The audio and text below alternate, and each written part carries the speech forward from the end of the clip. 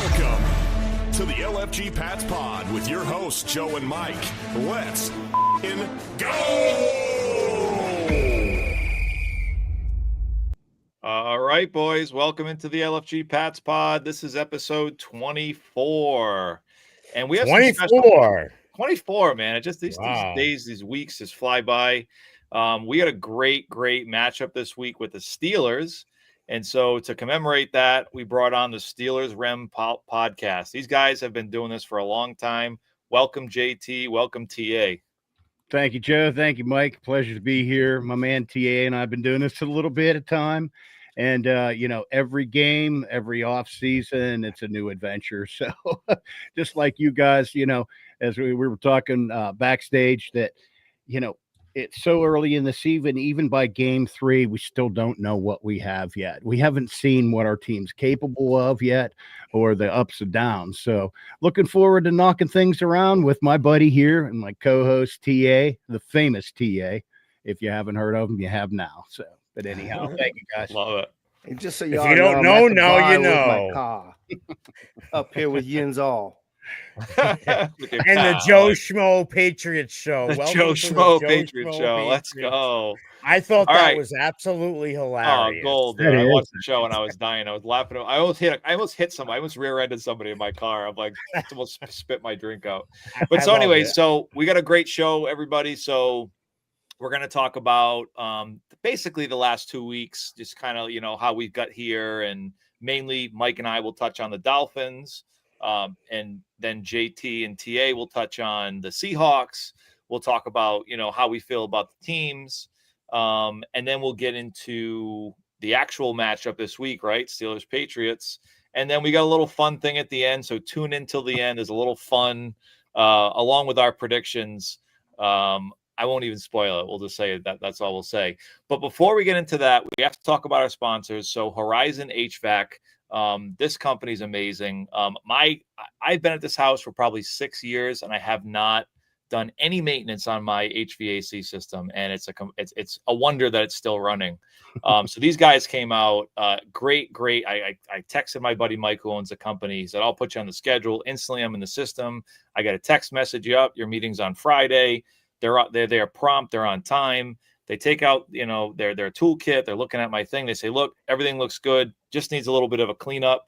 And they're great. So they have great plans. I think it's $250 per year, and they come out once or twice a year. I think once, and you can get upgraded packages. But there's nothing like, and you guys know in Pittsburgh, there's nothing like in the winter or the summer not having that heat or the cold. Forget it. Like especially in the winter. So yeah, Horizon HVAC. Mike Cesaroni, the guy's amazing, great company. He runs a solid business. The guy's all over social media. Check him out on Instagram everywhere. And then we have Rogue ripped too. That guy's ripped. The guy looks like the Hulk. Yeah, he's a monster. You can get it done, yeah. Yeah. But then there's Rogue Island Kitchen and Bar. So Rogue Island Kitchen and Bar, it's in the Arcade in Providence. Great food. My buddy Ryan owns it. Mike and I have been in there countless times. Amazing food, poutine. You got all kinds of melts. They got like short rib melt. They got all kinds of really good stuff. All locally sourced food, no garbage.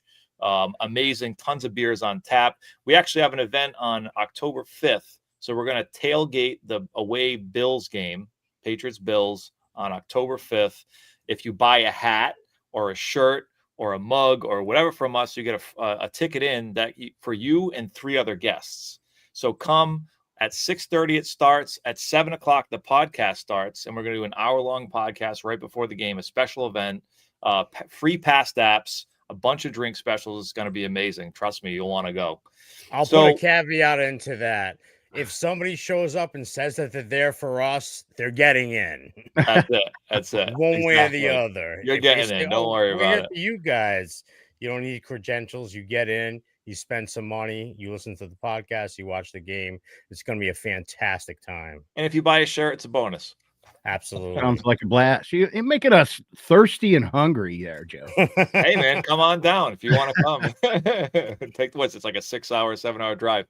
You know what? I see a challenge coming here, gentlemen. Ooh, I see a challenge coming here. What do you think, TA? That could very possibly. Are we going to bet Primanti sandwiches versus Rogue Island? Ooh, I like that. What do you think of that challenge? I don't know, man. I don't know. That's a tough one. Look, man, I know Ryan has a bunch of great sandwiches, but we also have so many great delis in Rhode Island. Like, we might be able to put somebody's steak and cheese or somebody's Italian grinder against that. But Ryan will always come up with something more creative, you know. The bear, Oh, the my buddy bear. Ryan. He's an animal. He's a creative. If you sit with him for 20 minutes, you're gonna hear the most creative, crazy recipes that he's coming up with. Oh, I'm putting this together with that. I'm just like, oh my God, can I have some or what? He's a culinary insane person, is what he Unbelievable. is. He does like Southern cuisine with an upscale flair, and it turns out into like an absolutely amazing product. So yeah, if we ever want to do, go head to head, we can probably try to figure that out. We'd be all game for that. I'm in. I think in. might All have right, to lay so something down here by the end of the show. All right, So all right. feel I like a it. Mayor now, all of a sudden, man. We're talking high dollar bets now. In cities. I Vote like for it. me. We're up for whatever. Possibilities. So yeah, that's Say fine. less. Say less. So let's jump into it. So TA, tell me about your Steelers. Tell me about, touch on your week 1, but really tell me about your week 2 and just give us a little breakdown of where you're at right now. Hey, look, our week 1, we did the best we could to help your division out because we understand that the Buffalo Bills is going to lead that division and everybody else is just trailing behind, guys. I just wanted to throw that out there. Now, don't be mad at me because I'm speaking the truth here now. You're not wrong. Now, unfortunately, I got to hand it to the NFL. The NFL is the greatest marketing tool this world has ever seen because the NFL, when you look from start to finish, had everything they needed. They had high-scoring games. They had great storylines.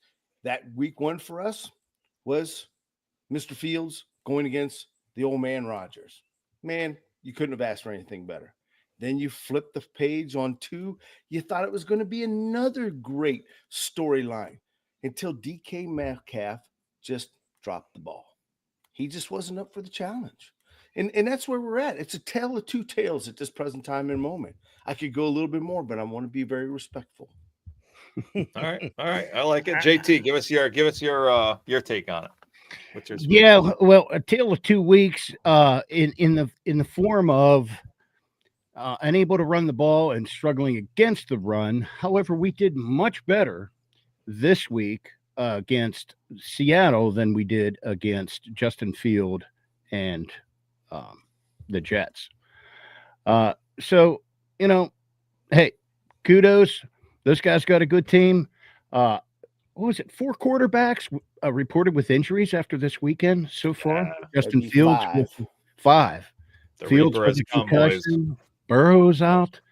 But, similar to you guys, Steelers are in that situation where first thing anybody AFC North, the first thing they look at is Lamar Jackson and the Ravens over there. So, everybody's like, oh, they're right up there. So we have to play, somewhere in the middle of that and hope for a wild card as everybody looks at us. So, we're in similar positions too. You've got this clear cut heads, golden child team for each division.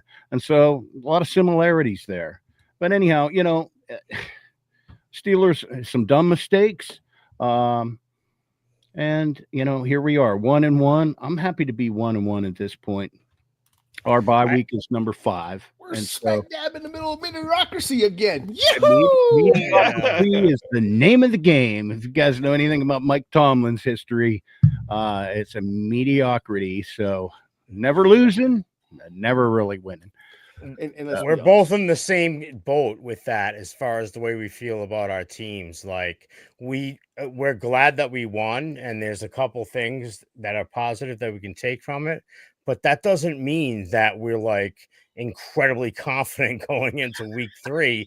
You guys are kind of in the same boat as us, so I feel like I really do feel like it's going to be a crapshoot. Like whoever comes out and executes and who doesn't make mistakes, like the less mistake, like whoever beats themselves is going to lose that game. That's the way I feel about that particular game, just in a nutshell. Yeah, Well, that's kind of AFC football in a nutshell, too, is that, you control the clock, don't turn the ball over, play decent defense, keep your team in it. And, that's how it goes. Pretty much. Yeah. so Mike. Oh, we lose Mike. He there. gone. We All dropped right. it. Mike, Well- thanks for coming by. We'll see you next week, buddy. Mike will be back. So what I wanted to get into is, as far as the Dolphins, obviously we won the game, but akin to you guys, it was a very sloppy roller coaster, up and down, bad brand of football. Now, obviously it's early, right? We're week 2 going into week 3. We're used to seeing this kind of sloppy football, especially with the shortened preseason, right? It almost seems like week 1 ends up being a preseason game because it just doesn't feel like everything's moving the way it should be.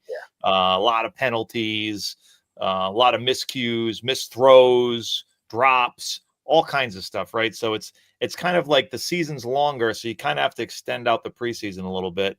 And with us against the Raiders, I mean, it was very evident that the Raiders were better prepared.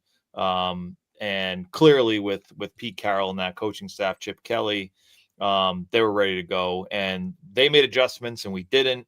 So week 1 story, I think was that. And obviously with us not having Gonzo, Christian Gonzalez is basically the staple of our defense. And now our defensive line is showing that they are too. So similar to you guys with Harmon, your top draft pick, your run stuffer there, Right. These guys make big differences. And so could we be 2-0? Could we be whatever, right? We could be 0-2, right? With last week, we let up a kickoff return, and then luckily we ended up getting our own kick return touchdown, which never happens. And so, yeah, the game was full of penalties. Luckily, the things that Mike and I are worried about, which is mainly our offensive line. What's up, Mike? Welcome back, Dude, did I cut out for a while there? Like a minute or two. Oh, for the love of Pete. All right. That's all right. Don't worry about it. It's fine. I Okay. just gave me a time to talk about the Dolphins game, but Good, essentially, the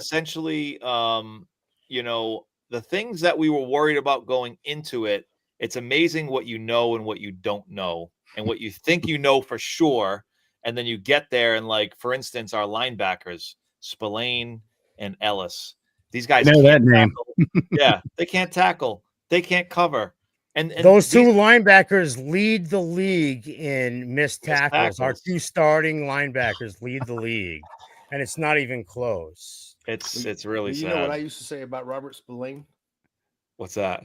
He couldn't cover you in a telephone booth. Yeah, you're not wrong.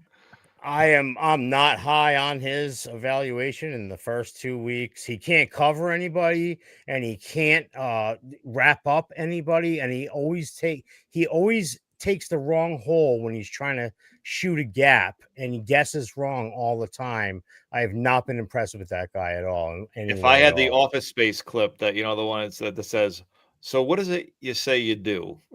that's what I would play right now if I had it. Because where Spillane plays his best at is definitely on first and second down against the run, believe it or not, and in goal line situation. Other than that, he has no business being on the field. Got a lot of heart, no talent. Yeah, you're not wrong.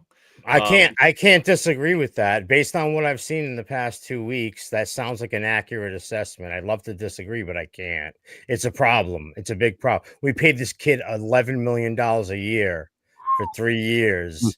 And we already had a thumper in Jawan Bentley. We could have just kept that guy, but Vrabel wanted his guys. So now he gets this undersized kid. This kid's undersized. He's 6'1", 220, which is great for a move linebacker, but he can't cover anybody. And he's a thumper, but he misses tackles. So where's his value, He's an odd duck for sure. So you guys brought up something I got to ask, because I'm dying to know what New England really feels about the alma mater of the Patriots. So Bill leaves, we bring in Gerard Mayo. Everybody's like, yay! He doesn't even make it a year. We thought, okay, here you go. You're bringing in Josh. And instead you bring in Vrabel, and poor Josh always the bridesmaid, never the bride. I mean, Oh, he's been the bride. Oh, he's been the bride. Don't worry. He's been a pretty ugly bride. He'll never be a bride again. All right. He won't Never be a bride again. Sure. So I mean, are these two guys what you guys envision of getting Patriots football back on track? That's an excellent question. And I think first, Josh McDaniels is the right guy for the job because he's in. We talk about the Peter principle on our show, where if you elevate or promote people that aren't qualified just because they're good workers, they're not going to do that job. So his perfect job was the offensive coordinator position. Once he got up to head coach, just crapped his pants all over himself time and time again. However, he's still a fantastic coordinator. So I think that's a great hire. I think he's good for Drake May. He's going to change the game plan around every week. And I think he's going to be successful with that offense. It's going to take us as far as our talent take us. We just don't have a heck of a lot of talent on offense. It's just, we'll call spades. We have young talent and we have old talent, right? So we have your Diggs, we have Matt Collins. I wouldn't necessarily call old, but he's getting there. And then you got Hunter Henry, who's, I'm not sure, is he 33? He's 31. I think he's 31. All right. So he's not quite there yet, but we still need to replenish that, right? We have no young tight ends. Westover's not really a tight end that we're going to count on for years. And then we have Ramondre, who's, I think, looks like he's showing a little resurgence. And then we have Trevion, who shit his pants completely on Sunday with 3 holds. And I think he had a penalty on special teams as well. 3 holds and 2 sacks, bro. Yeah. So it just comes down to, I started him. I know, so did I in another league. But I think the important thing is, and this is where I think we have similar, we have talent at the quarterback position, and Drake May, looking at all the second-year quarterbacks at this point in the season, looks the best so far. And that's, I know it's not saying a lot because we're playing the Raiders and we're playing against the Dolphins, and so the bar has been kind of low with these defenses that we're playing. But Drake May has looked great, especially this last game. And you guys have Rodgers, who I think is doing the job. I think he looks better than he did on the Jets. That's for sure. It's just your receivers. I mean, I knew going into this, like, all right, you have DK Metcalf, great receiver, but he also doesn't do everything. And he's also not exactly sure-handed. And then you have Calvin Austin, right? Calvin Austin's a speedster, great receiver.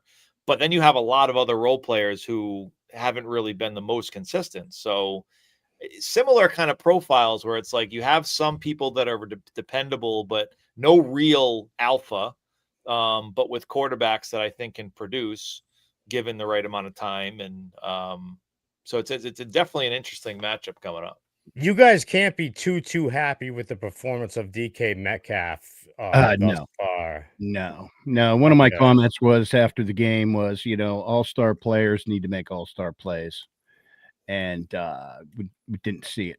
Of course, he was draped all game, but, this big, strong receiver like that guy, I mean, you got to make those catches. $30 million receivers normally fight through all of that stuff, especially if you're that huge. The guy's huge, Yeah, he's a monster.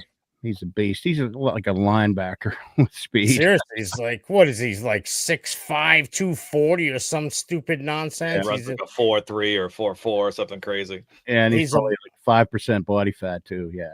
He's an absolute monster. But what do you guys think about in general about having Aaron Rodgers as your quarterback? I'm sure at first you were like, all right, is this guy going to sign or not sign? Just get it over with. Just make a decision, blah, blah, blah.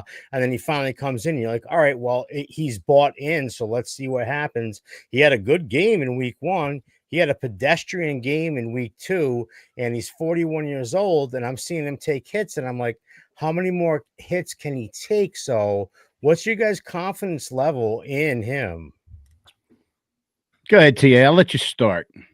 Oh, you're gonna let There's a lot. I'll let you start, and I'll fill in the blanks because I'll probably be talking for a little bit here. All right. So first of all, When Aaron Rodgers came in, just like everybody else, we were all tired of the media and the hoopla Of and course. either sign or don't sign, but quit dragging this out. But since he's come aboard, I have to admit, I've never been a Rodgers fan. Being a Steeler fan, I go back to that Green Bay game. I've always felt that Aaron Rodgers was overrated as a quarterback. If it wouldn't have been for a fumble, he still wouldn't have gotten a Super Bowl win, and he had been right there with the likes of Dan Marino and Jim Kelly as the guys who were accurate, could throw, could this, but choked on the big one. Okay. Drew Brees. So with that being said, when Aaron came in, it was a different Aaron. The camaraderie that he was able to build with this team and this nuclei and become an actual teacher. It happened quick. It happened quick. It happened. It yes, really did. It happened very quick.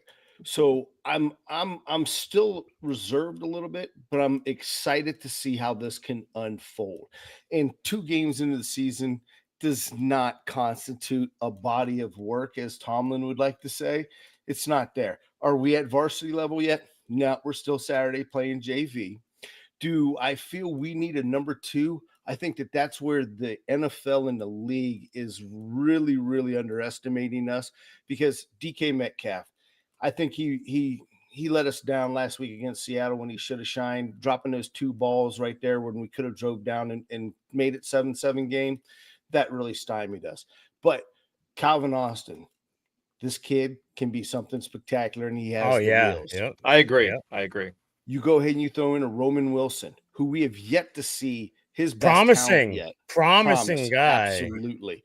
Then you've got Muth, who you guys are probably going to hear on Sunday. Oh, That for sure. guy We have no answer for him. We have that's a huge matchup problem for us. We have no answer for it. And then go ahead and throw in Janelle Smith. I mean, like I argue with everybody, look, if Travis Kelce can be a number 1, why can't one of our tight ends be a number 2? Why do we have to have a label in the NFL? And you guys have 2 good tight ends too. Hold on. There's actually a third. There's wait. Washington. Yeah, there's more coming. Oh, There's yeah, Darnell more Washington, coming. who's actually like another Oh, that's tackle. right. I totally forgot a- about him. Guy's a fucking monster. He's At I wanted us to 6'8". draft him. yeah, so did I. 6'8". This guy is a beast, and they Yeah. have yet to unleash his Specimen. power. Specimen.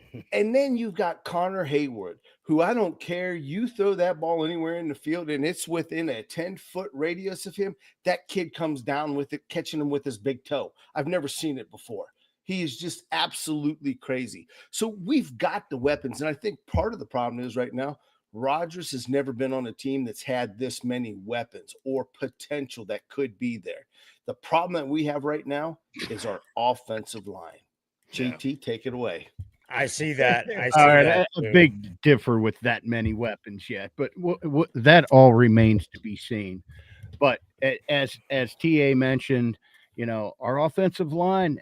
I mean, going back to Aaron Rodgers, yeah. Even Cam Hayward used the phrase, either you want to be a Steeler or you don't. All right.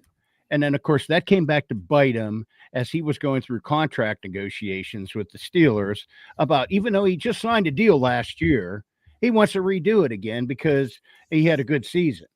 So, but anyhow, that came back to bite him. So in comes Rodgers saying all the right things, winking to Tomlin every chance he gets. You all seen those clips, but, and it's refreshing to see. Basically, when you think about the quarterbacks that we've been dealing with since Ben, it's refreshing to see a quarterback that, he understands what he sees. He sees it.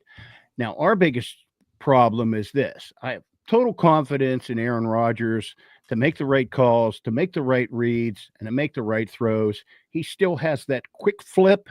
And, never watched him that much, but watching him this year, still has that quick flip, even on the back foot, unbalanced touchdown. He's got that to go. It's going to take this team a while to merge, but there are the weapons there. Is Arthur Smith going to really utilize them, though? And can we protect him and keep him out of the hospital?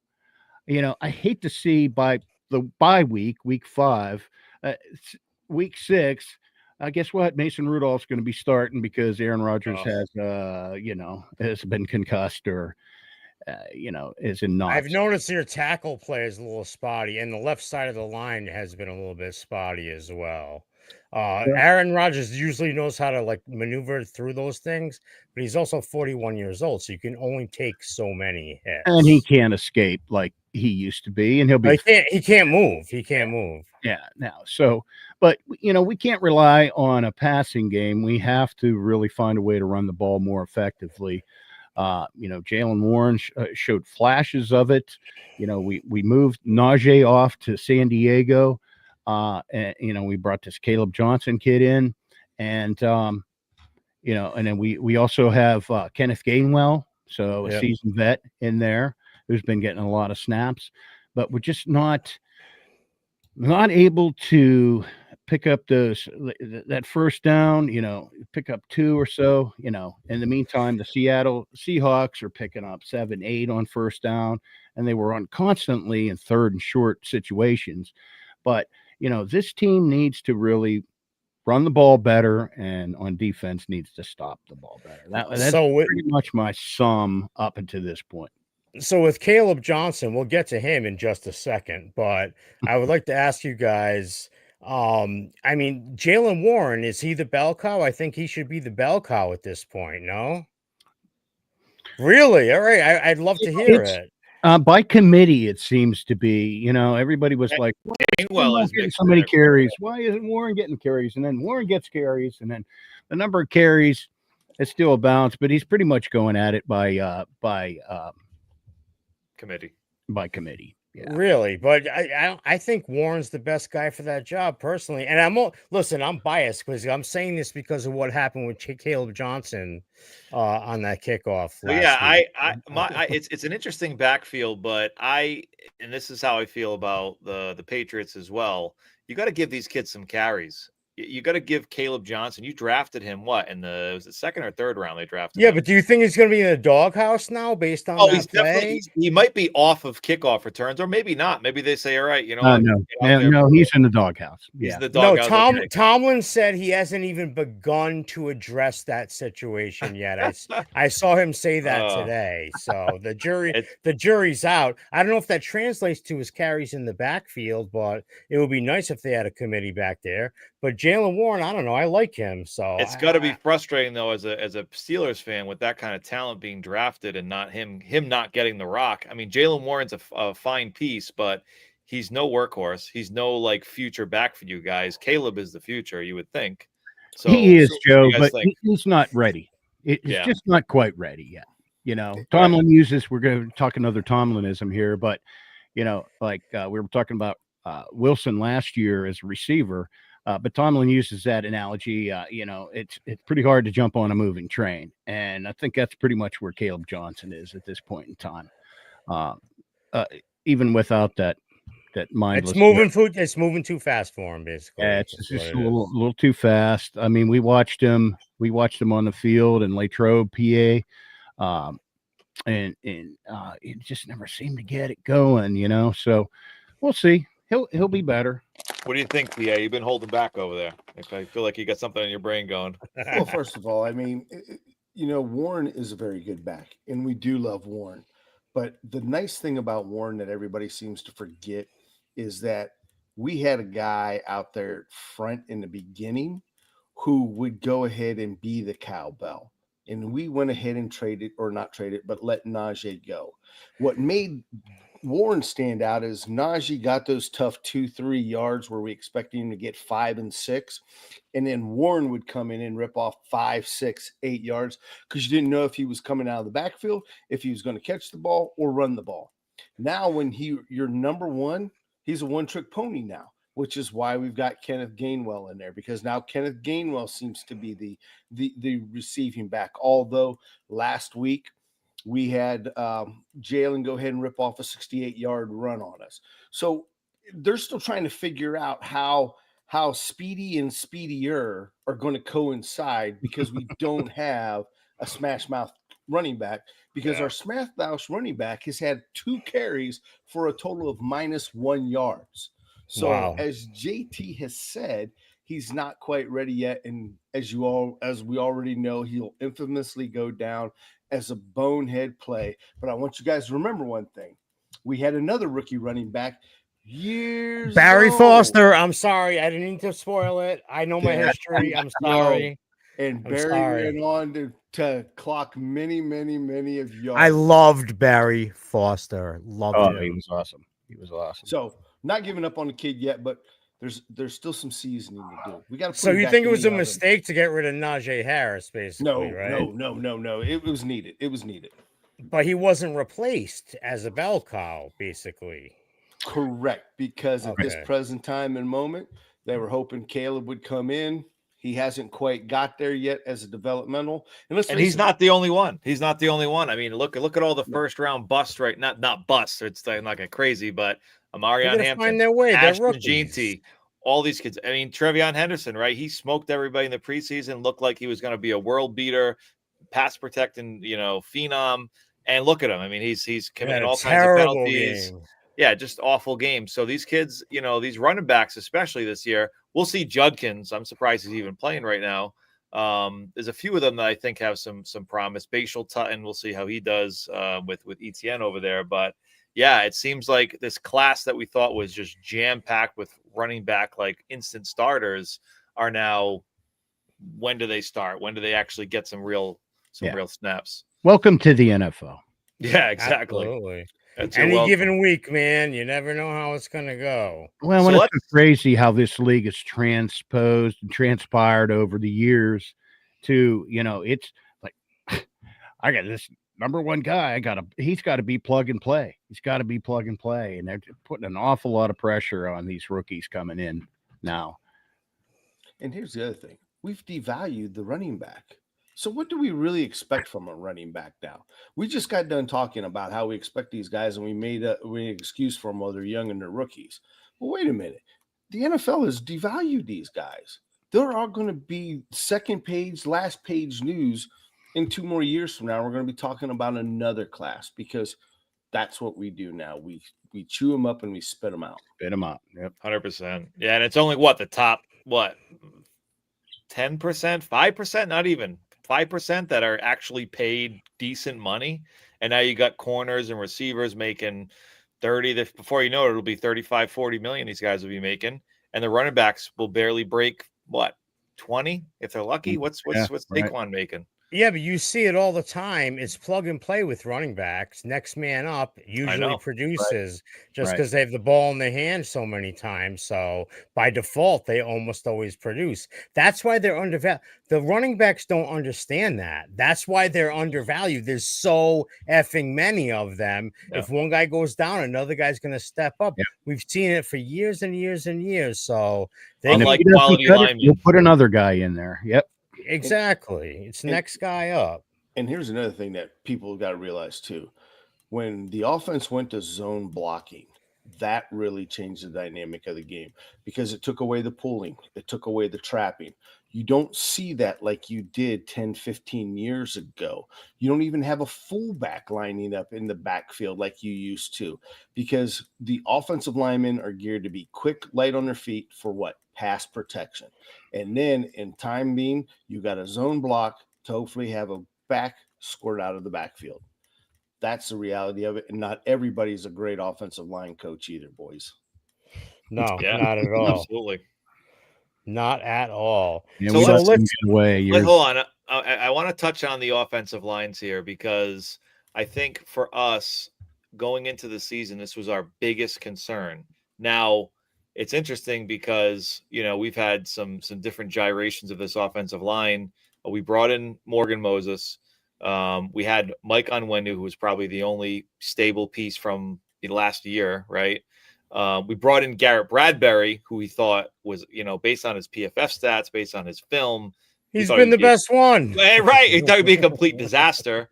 We were like, if we're starting the season with Garrett Bradbury, we're screwed. Because 0 pressures through 2. Yeah. And then we got Jared Wilson, who we drafted as a long-term center. I think that's his natural position. We'll see if he ends up playing there sooner rather than later. Who knows? With how Garrett Bradbury's playing, doesn't really matter. And then you got Will Campbell, Mr. T-Rex Arms, who, You everyone didn't thought hear one word about him last week, except for a false exactly. start. You Where didn't hear a are word all about the him. Will Campbells or left guard people? I want to see them. I want to find them.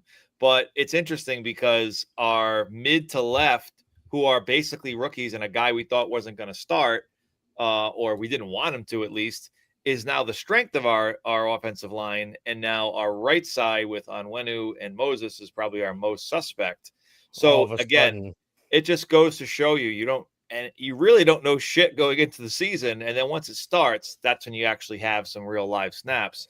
With you guys, tell me about your offensive line. Tell me where's the strengths, where are the weaknesses? We're still waiting for the strengths to show up. Yeah. No, I don't mean to be that negative. Yeah. No, our been a struggle. Our second year center, Zach Frazier, West Virginia guy, even met some people that know his family. Straight up wrestler, plug and play, and doing a great job. We've got Faltano on the right.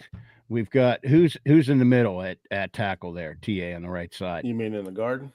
Mason McCormick in the second. Oh, okay, McCormick. Mason McCormick, and then you got Frazier at the center, Samalu at the left guard, and Braxton Jones at the left tackle. Not Braxton Broderick. You're worse than I am in pronouncing. I can't. Mike. My glasses. It's too far away. I'm sorry. JT, I'm that's old. my new excuse. It's my glasses. I can't read that. The What's thing his is, name? I know who Braxton Jones is. That's the thing, and I still friggin' said it wrong. My glasses lied to me. All right, I'm old as F. I'll let you guys continue. So where are you guys worried the most is what I want to know. There's been some movement over from last year. I mean, they brought Broderick Jones in initially. He did well. He was a great run blocker. Yeah, he had his challenges, but they were like, oh, well, he was naturally a left guard. So this year we bring in Faltano, right? Well, we brought him in last year. Was supposed to play right. Remember? Supposed if you to play remember right. correctly, Broderick Jones didn't. He was our first round draft pick the year before. This is his third year, Right. and he wasn't even going to start in the second year until Troy Fontenot went down with a season-ending injury. Well, they started him on the right side, right? And that pushed him over on the right side because of the injury. Yep. So Troy never got to play. He never got out of training camp. So our strength on defense right now is clearly, I mean, there's kind of two of them, but it's all based off of Milton Williams and Christian Barmore in the middle. And actually, Milton Williams, if you got Mike, I'm sure you noticed he played all over the line. He played on the right side at the end of the game. He played on the left side. He played in the middle. He was kind of playing all over. So, and that has allowed Harold Landry to really shine. Another guy that coming into the season, we were like, oh, what's he going to do? He's kind of an edge setter. He's not really, we don't know if he's a fit in this defense and this scheme. But really, I think with Williams and Barmore, Harold Landry one-on-one on the edge has seemed to really open him up. I mean, it's just Harold Landry is playing outstanding ball right now. He really is. The front four of our defense is the only thing you guys should be worried about right now because our linebackers suck. And our secondary is questionable because our best without guy, Gonzo, yeah. Our best guy has been out for 6 weeks with a soft effing tissue injury. So we're like really depleted on the back end. Mike Vrabel, and this is a huge gripe of mine, and you guys can relate because he's on your friggin' team right now. One of my favorite players on the Patriots got cut, and now he's signed to you guys. And once Julius Peppers gets caught up to speed, please believe me, he's going to be laying people out across the middle once he gets into the defense and he gets snaps. That man is an absolute monster. He was one of my favorite players. I'm furious with Mike Vrabel about that. Especially with our tackling issues. We had so many tackling issues right now. It's like, oh, Peppers. Oh. I'm dissatisfied with Vrabel about a lot of things, but none more than that. He let Peppers go to the freaking Steelers, who usually know how to use those guys the the right way, you know? So I think this is going to be a get right game for Jabril Peppers. He's going to go out with a heart on fire, dude, Oh, for and sure. try to just blow anybody up, any of his former teammates. He's going to blow up. I know he only played special teams in this last game. He was still getting up to speed. You know what I mean? Yeah, but he's still got his doing condition. calisthenics along the sideline. Yeah, he's good as conditioning. He spent all training camp with us, so you don't need conditioning. He just needs to get caught up in that scheme. And once he gets your scheme down, he's going to make an impact in that defense. I fully believe that, and it friggin' pisses me off. Well, we sure do hope so, because that's an area of big need for us, the ability to stop the run, fill those holes, you know, and cover over the middle. We're getting picked apart. The middle of the field has been a soft spot for the Steelers on defense for years. Wouldn't you agree, TA? Oh, absolutely. I mean, ever since we lost Shazier, that middle has been like an open fly zone. Yeah, just can't find that great inside linebacker who can cover. Although Wilson is, you've had a couple of them over the years. Did you Yeah. have Alex Highsmith and now he's hurt or something? well, like he's that? hurt. Yeah, he's got a high ankle sprain. And, So you're not going to he's see him. outside. Yeah, He's he's edge. outside backer. You guys got a couple guys on defense that are out. That might cause problems. So I want to go back to your guys' defense for a quick minute. Yeah, please. You mentioned you're running a 4-3. I thought Patriots are running a 3-4, and Harold Landry is your TJ Watt. Absolutely not. Absolutely not. That's not what it's got. Belichick ran a 3-4 double gap scheme where you had the nose tackle and the two ends, and they would double gap. The nose tackle would take two gaps, and the two ends would take two gaps and cover up all five guys. And then the guys on the edge would try to get in, and then the linebackers would keep contained, and whoever got past the line, they would go for that. It was basically a bend, don't break defense, but now we're doing a penetrating straight 4-3. It's a straight 4-3. So the four linemen are getting up the field. They're not worrying about trying to hold the blockers up. They're trying to get upfield to get to the guy as soon as possible, which is a huge boom or bust defense. I don't particularly agree with it, especially because our linebacker play was supposed to mask that, and it's not. Our linebacker play sucks, and they're getting exposed. Every time these guys go upfield, the front four, the two linebackers are getting exposed, and the secondary has to come in and clean it up. It's so very boomer bust. It's very boomer bust. I think we lead the league in sacks right now, which is wild. Which is great, but we're up there in blitz rate as well. But you'll notice, and Geno Smith proved this pretty pointedly, when they pick up the coverages and they pick up the blitz, it's a problem. We're in trouble. They got all day long. They got all day long. So our defense is a huge question mark. Huge. So breaking news, actually, I just saw this on Twitter. I was sharing it on my personal page. Jawan Bentley signed with the Steelers. Oh, you bastards. Come on, man. That's one of my other favorite players, man. I literally He's a perfect Steeler. Get out. Get out. I swear to God. He's a perfect Steeler. He's a friggin' thumper in the middle. You guys are going to love that guy. He can't cover, but he can thump, dude, and he can run a defense. Talk about a first and second down player. He's like the two of my favorite defensive players. Now the Steelers. I knew that was going to go right up your ass, Mike. Thanks a lot, Joe. Thanks. I love you too. It goes up my ass too, but I knew specifically it would go up your ass. Jesus Christ! Especially because Robert Spillane blows my balls.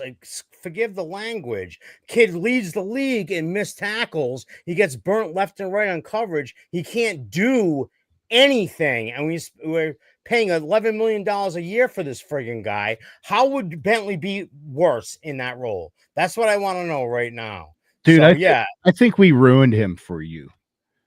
Because Spillane? When he decided he was going to take on Derrick Henry head on, I think things changed after that. Oh, yeah.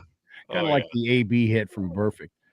I think things change a lot when Derrick Henry hits you full on. Oh yeah, no doubt. So I think it's interesting. I think the way this is shaken up, we haven't talked about the secondaries. We've talked about our secondary with obviously Gonzalez. We don't know if he's playing. He posts cryptic things on Instagram.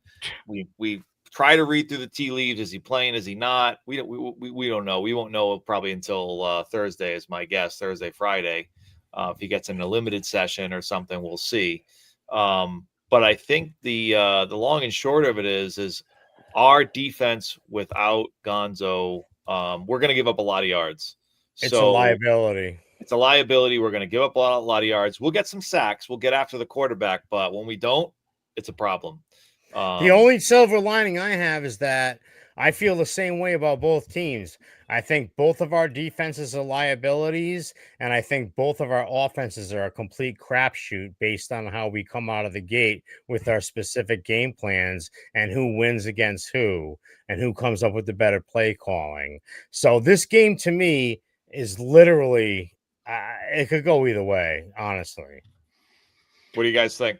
I'll just start a couple observations. I think it's an interesting matchup. I love the fact that, always a fan of Vrabel.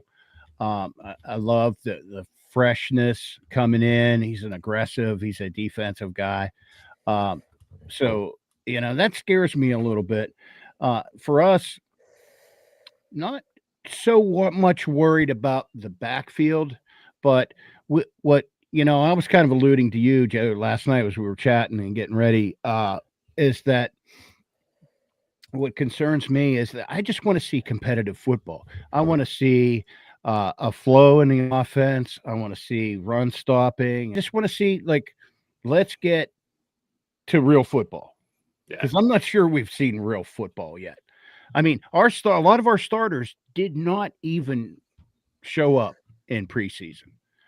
And I think I don't know. I think this preseason. No, he's right. The first 2 weeks of the preseason for the studs, flat out. The first 2 weeks of the regular season, that's their preseason because they don't play. Right. Exactly. So they have to get their feet wet, especially with the 17-game season. You have to consider some of those games a preseason game to get guys' feet wet, and it could go either way. So in all reality, this is opening week. Kind of. I'm with you. It's opening week.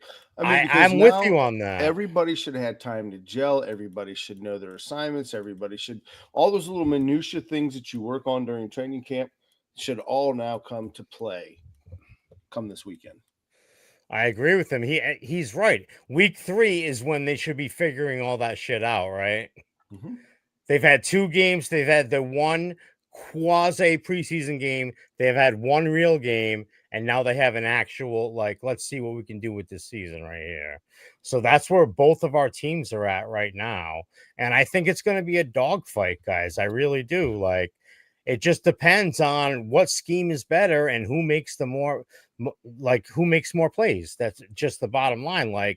Aaron Rodgers could light us the F up, or we could get to him 6 times because he can't move. You don't know. You might be facing Mason Rudolph in the second quarter. I hope not. I hope not. I want to see Aaron Rodgers all throughout the whole thing because it has nothing to do with the Steelers, but I just do not like that man. Okay. And that was way before he ever signed with the Steelers or the Jets, really. I haven't liked that guy for a long time, but I'm not going to sit here and deny his ability. And if they give him the right scheme to work under, the kid well, he's younger than me, so I'm going to call him a kid. He's a kid in my eyes, too. I have a son that's turning 42. Exactly. So the kid can't, well, mine's only 25, but I'm almost to you. But the kid can make throws if he's given a pocket. If you give him a clean pocket, he's going to end up okay. So we just don't know what that looks like because it looks like the Steelers' O-line is a little bit shaky right now, as is ours. So here's an interesting fun fact that I have to ask. So Terrell Williams, you guys have kind of been all over the place on your defense. All right, this is Terrell's first time being a defensive coordinator. Is it showing? It's not working out. I'm going to answer you. It's not working out. Okay.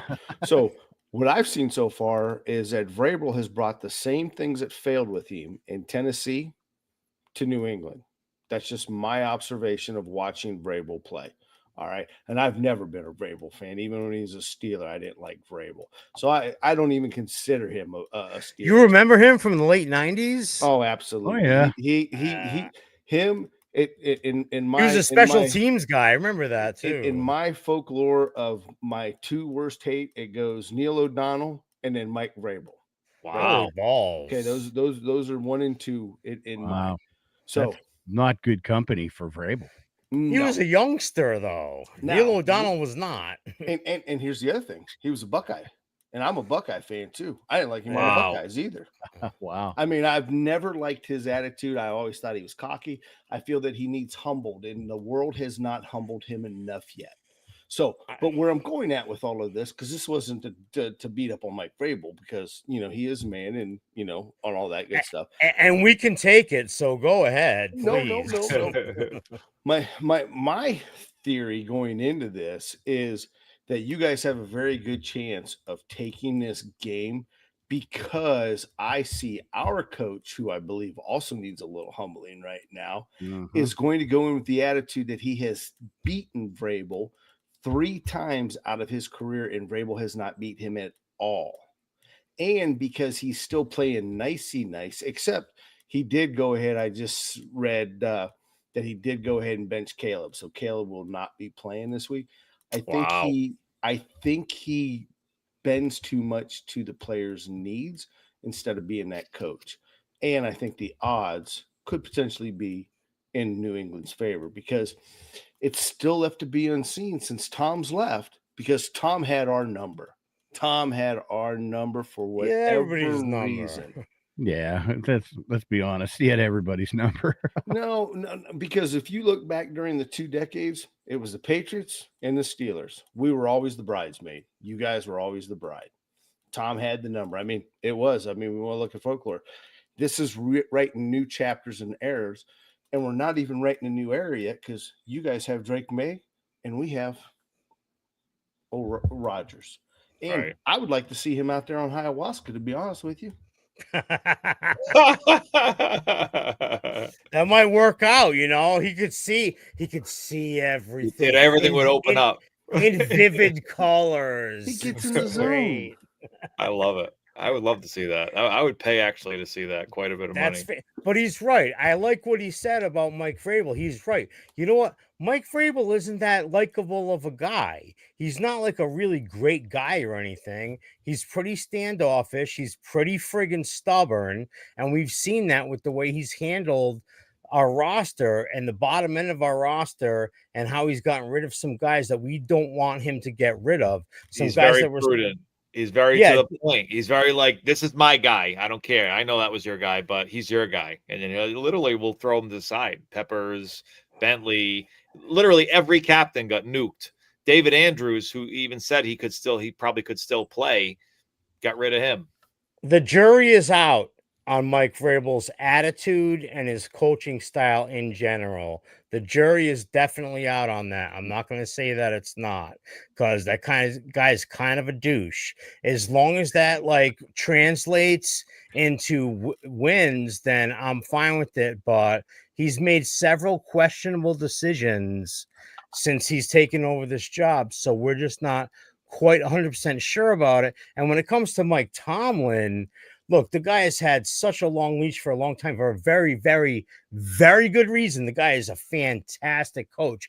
But does it become a situation where somebody gets comfortable with this same thing for too long, and that maybe it might need to shake it up just because he's comfortable being 9-8, which is like what I feel like he's like, as long as we can be like an average team, we're going to end up being okay. Just write it in pen every year, 9-8. The roster construction screams of a mediocre team, personally. And it does for us, too. We're a mediocre or less team. You guys are a mediocre or more team. So he's like, I'm not worried about it. My players will play. But if your players don't have as much talent as other players in the league, you can only win so many games. This is a player league, okay? So has Mike Tomlin has he gotten too comfortable in that role with the Rooneys, is what I want to know. I would have to say so. Wouldn't you, TA? The jury's out, but yeah, the finger does point that way. But to your point, when you look at it, he's probably got the most talent on this team that we've had in a long time. Because Really? the con man has went out there. I mean, think about it. You still got Cameron Haywood. Okay, granted, the guy's old, but you know what? He's still plugging holes. You got Canoe Benton, who's kind of coming in his own. We haven't seen Derek Harmon yet. You got TJ Watt, Patrick Queen, Peyton Wilson. You got Jack Sawyer. I love Jack Sawyer. Yeah, Jack Sawyer. Dude. We wanted an Ohio State guy. Yep. Right. Go ahead and throw in Cole Holcomb. Throw in Darius Slade. Deshaun Elliott, which we've lost him now for a little bit, but you pick up a Chuck Clark who comes in place. We've already talked about Jabel Peppers. Throw in Juan Thornhill, who's had a fantastic start to the season. JPJ, and then Jalen Ramsey. And not to mention the fact Jalen Ramsey's You got all the Jalen Ramsey's been the best defensive player on their team this season. Through the first 2 games. This guy is balling out, and I'm nervous about him. They have not been playing him right. I don't think they're like, he should be matched up, especially if guys are hurt. He should be matched up on the best guy or the second best guy. And I don't know if they've been doing, I don't know the scheme. You guys would know better, but it didn't look like they were doing that with him. And I think they need to like have him lock somebody down. He looks good. I've seen a couple highlights of him and he looks good. The play against Garrett Wilson in the first game was just ridiculous. Yeah. Right. The kid can still play is the point. And if their secondary was healthy, that's Joey Porter. I mean, come on, Juan Horthill. Yeah. Okay. Let me try that the third time. Juan Thornhill and Darius. You pronunciate it. Look at me. I can do it. Yeah, right. I'm smart enough. I think it's a perfect time for our segment and our predictions. What do you think, guys? I think it's a good idea. All right. So the segment is we're going to spot. What did we learn? What's the recap of what we learned before we go into the recap is that these teams it's evenly matched and it depends on game plan and execution on Sunday. That's all. That's what I learned. I don't know what you guys learned. Who makes the biggest boneheaded mistake? That is such a toss-up, man. I have no There's so many candidates. Yeah. I mean, I could say 10 guys on my side and like 5 guys on your side. So, I mean, if I want to take low-hanging fruit, it would be the kid that muffed the kickoff last week, but I don't think they're going to put him in a position to do that again. So I think it's our safeties. For me, it's our safety play. Jalen Hawkins he shows very well, but he's also very Jekyll and Hyde. He can get beat. Craig Woodson, I think, shows really well in the run game. Still kind of developing in the coverage. And then Alex Austin, he shines at times. If we don't have Gonzo, he got beat by Jalen Waddle for a touchdown. He shows very well, but at times he just gets outmatched. And on the line, I think that we could expose the left side of their line with Jones and what's the kid's name? Samalu. Haven't they had a couple? Haven't they had a couple of spotty performances in the past couple of weeks? So his first week against the Jets did not. He was a little bit better against Seattle, but still. I would try to expose those guys. That's what I would do. What do you want, Joe? You want predictions? What do you want? I see a shootout. So the segment will be, right? So your team, you have to describe your team as an alcohol. And it's at this point in the season, how do you see your team? And so that's the first part. And then it's give me your kind of game script and how you think the game's going to get played and what's the final score.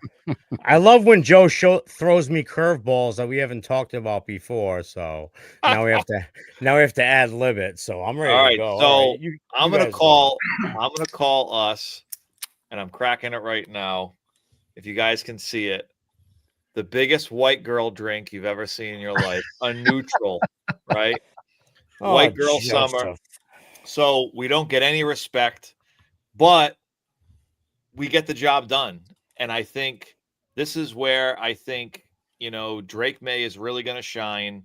I think the secondary of your guys' team can be great, but I think Drake May's ability to really show that he can both run and make good reads with all the weapons that we have. Granted, we don't have any superstars, but I think neither do you guys as well. DK Metcalf is still kind of unproven as far as can he be a game-changing breakout receiver? He can, but he can also be the exact opposite.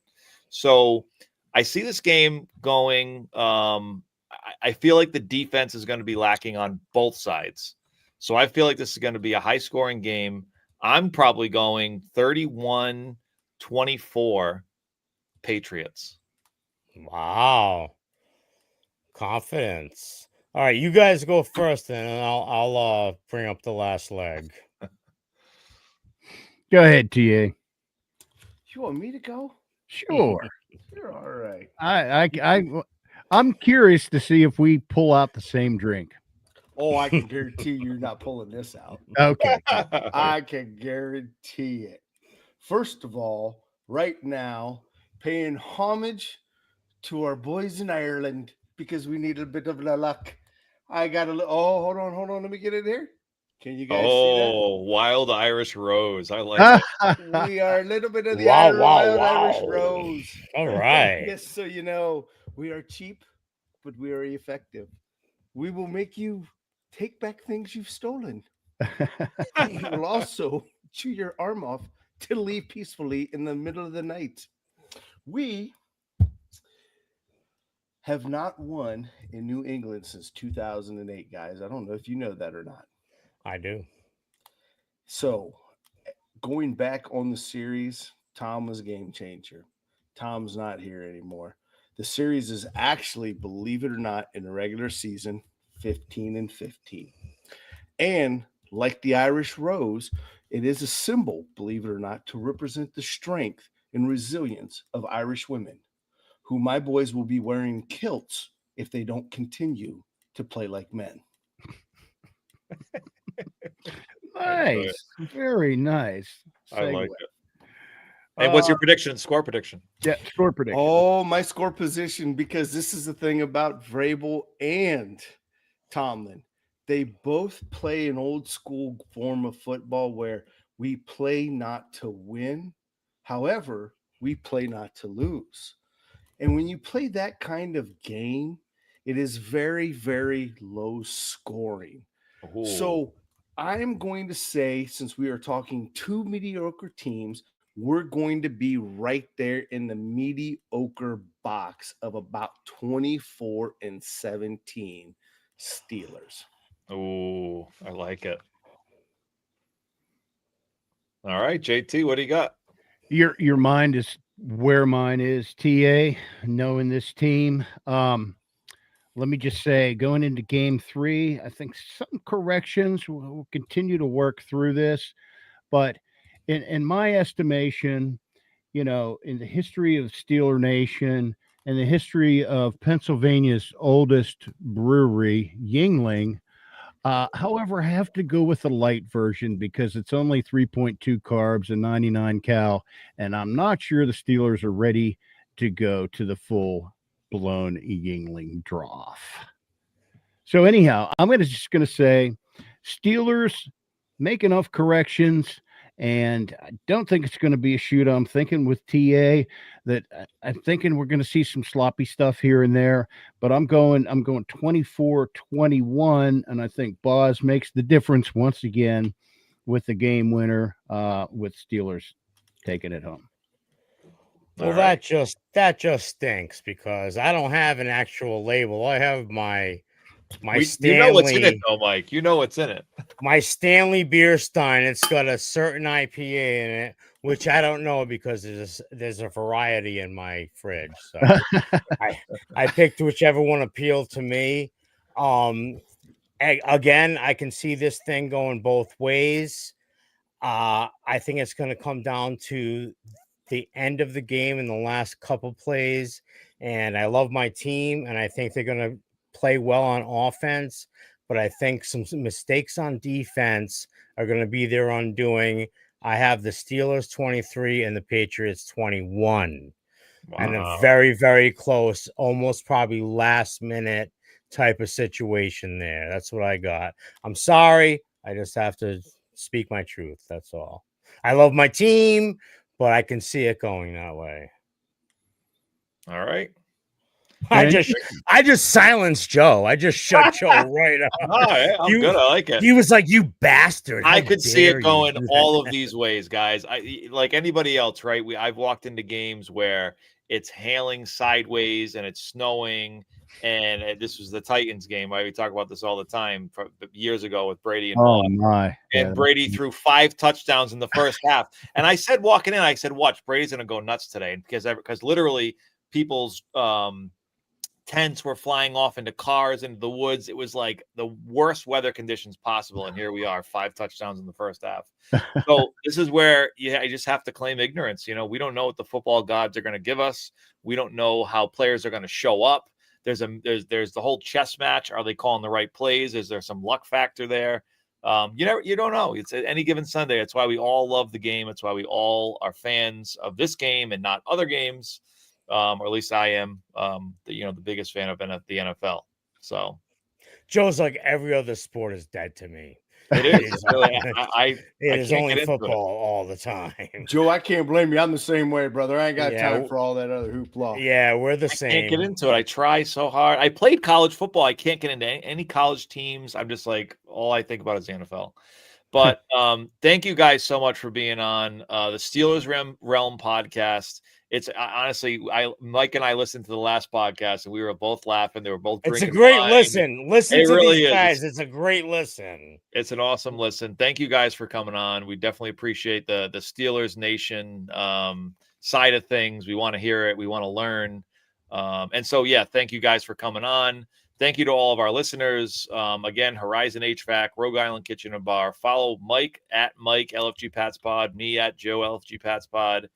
We're on Instagram. We're on Twitter. We're on soon to be on TikTok once Mike's wife gets the account right. Don't get me started. But thank you guys again. Thank you so much for coming on our show. It's been our pleasure. Thank you, Joe and Mike. Pleasure to be with you guys as well, too. And we're on just about anywhere you get your podcast, as well as on the web and most social media platforms. Like you guys, we have not got into TikTok yet, but IG, Facebook, X, and the like are out there. So looking forward to the game this weekend. We'll be thinking about you guys. And like you said, Joe, all these predictions, we could see it going pretty much anyway, is my thought too. So I'd have to agree with you on there. We're all kind of in the same boat. So it was great to be with you guys tonight. Thank you so much for reaching out. At least we didn't shit on each other too much. Yeah, so that was a good thing about all. Yeah, that's called common respect, right? Respect you guys. We appreciate it. Yeah, no problem. Well, hey, to the Pats fans out there, man, good luck on Sunday. It has been a pleasure, Joe and Mike, for letting us on. Since you guys turned us on to something, I want to turn you guys on to something there locally. I want you guys to head out to Crooked Current Brewery in Pawtucket, Rhode Island, and go get yourself a beer.